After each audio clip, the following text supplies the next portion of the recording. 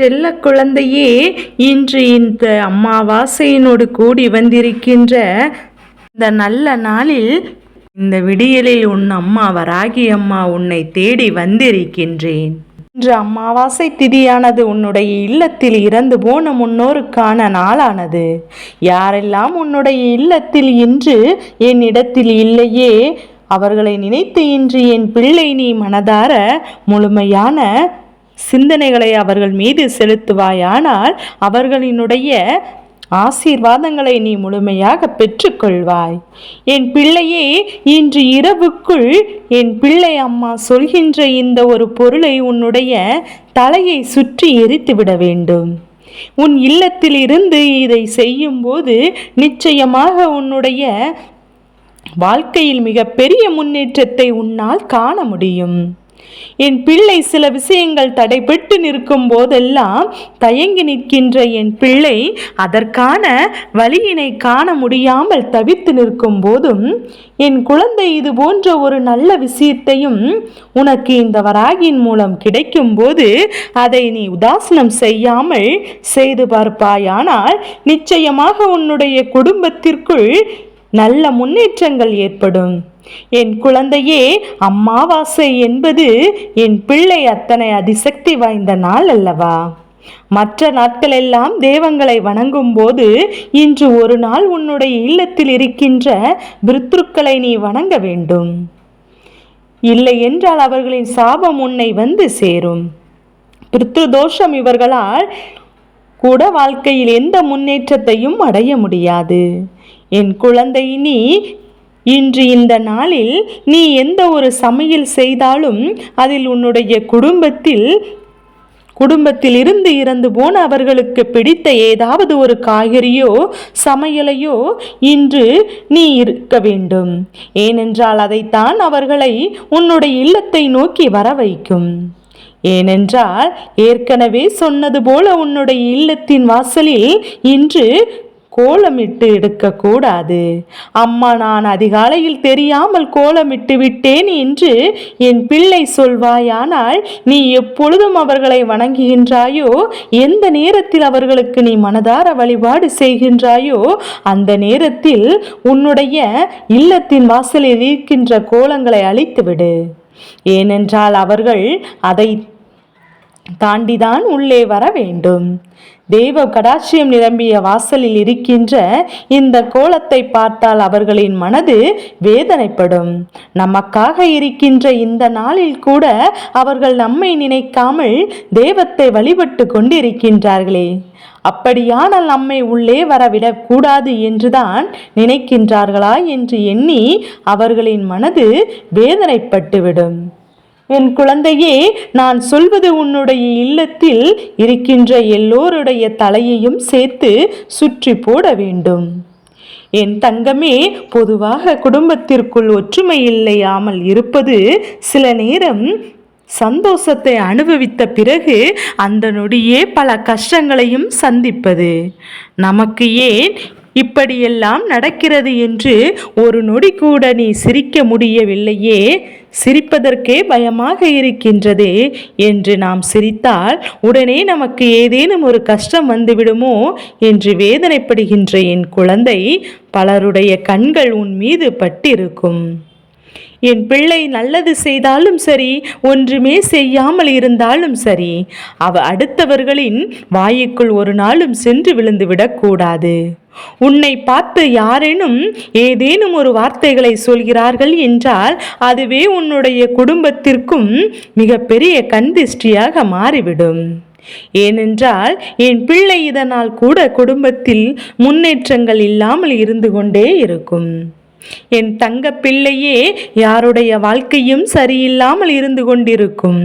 அதனால் இன்றைய நாளில் என் பிள்ளை நான் சொல்கின்ற இந்த பொருளை எல்லாம் எடுத்துக்கொண்டு மனதார நல்லபடியாக எல்லாம் நடக்க வேண்டும் என்று வேண்டிக் கொண்டு நான் சொல்வது போல அதனை செய்ய வேண்டும்.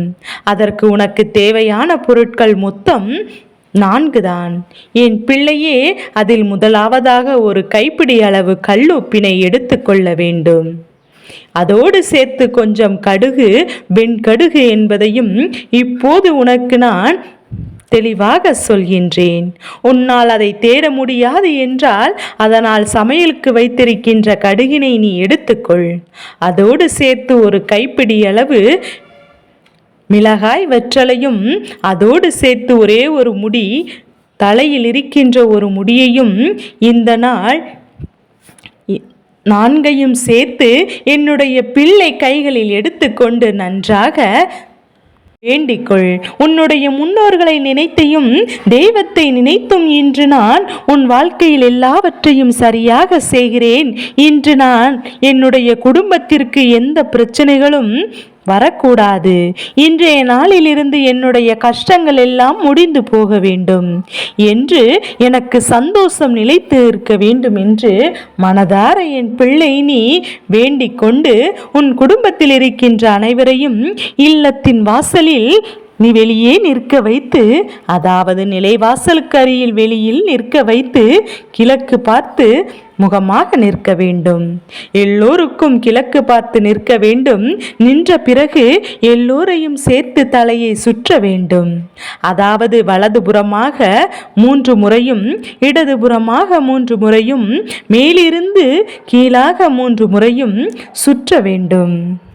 இப்படி செய்தால் 9 முறை சுற்றிய பிறகு அவற்றை கொண்டு அப்படியே அடுப்பில் என் பிள்ளை நீ போட்டுவிட வேண்டும். அதாவது நெருப்பில் போட வேண்டும். நீ நெருப்பை முன்கூட்டியே தயார் செய்து கொள்ள வேண்டும். என் குழந்தையே, அம்மா நான் சுற்றினால் எனக்கு என்ன பலன், யார் சுற்றுவது என்றுதானே நீ கேட்கின்றாய். என் பிள்ளையே, குடும்பத்தில் யாரும் இல்லை என்றால் நீ ஒருவருக்கொருவருமாக சுற்றலாம். அல்லது அவரை அனைவருக்கும் சுற்றிய பிறகு உனக்கு தனியாக மீண்டும் ஒரு முறை சுற்ற வேண்டும். இப்படி சுற்றிவிட்டு அதனை கொண்டு போய்விட்டு அதை வெடித்து சிதறுவது போல உன் வாழ்க்கையில் இருக்கின்ற அத்தனை கஷ்டங்களும் உன்னை விட்டு நீங்கும். என் பிள்ளையே, யார் உனக்கு கெடுதல் செய்ய நினைத்தார்களோ அவர்களின் வாழ்க்கையில் அவர்கள் செய்ய நினைத்தது எல்லாம் திரும்ப செல்லும். எல்லோரும் இது போன்ற விஷயங்களை எல்லாம் என் பிள்ளை நீ செய்துவிட முடியாது. என் பிள்ளை, உனக்கு தான் இந்த பாக்கியம் இன்று கிடைத்திருக்கின்றது. ஏனென்றால் வராகி கொண்டு வந்திருக்கின்ற பதிவினை அதிகமான பேர் பார்ப்பதில்லை. யாருக்கு உண்மையாகவே அன்றைய நாள் நன்றாக இருக்கின்றதோ, யாருக்கு அன்று வாழ்க்கையில் நல்லது நடக்கப் போகின்ற வேண்டுமோ என்று விதி இருக்கின்றதோ அவர்களின் கண்களுக்கு மட்டும்தான் நான் பட்டி கொண்டிருப்பேன். எல்லோர் கண்களுக்கும் படுவது என்பது இயலாத காரியம். ஏனென்றால் எல்லோருடைய பிரச்சனைகளும் ஒரே நாளில் தீர்ந்து விடுவதில்லை. இன்று உன் வாழ்க்கையில் உனக்கு பிரச்சனைகள் அதிகமாக இருக்கின்றது. அனைத்திற்கும் முடிவு வர வேண்டும் என்பது விதியாக இருக்கும்போது இந்த அமாவாசை தான் உன்னுடைய கஷ்டங்களுக்கெல்லாம் கடைசி நாளாக இருக்கும். இது உன்னை தேடி மட்டும்தானே என்னால் வர முடியும். என் பிள்ளையை இன்றைய நாளில் என் பிள்ளை ஒரு விஷயத்தை மட்டும் தெளிவாக புரிந்து கொள். உன்னுடைய குடும்பத்தில் இறந்து போனவர்கள் அங்கே மீண்டும் வருகின்ற போது எப்பேற்பட்ட சூழ்நிலையிலும் இந்த ஒரு தவறை மட்டும் செய்து விடாதே. அது என்ன தவறு தெரியுமா?